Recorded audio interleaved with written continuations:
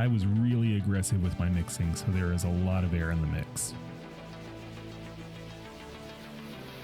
This is sped up, but what we are looking for is to see a rise and collapse of the silicone.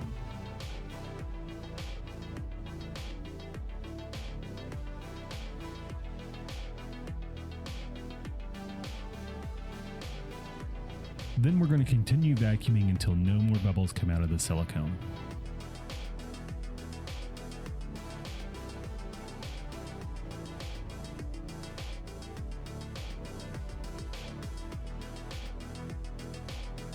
Now that we have our completely degassed silicone, I'm going to add the silver to the red so we can get a nice fade or marbling effect between the two colors.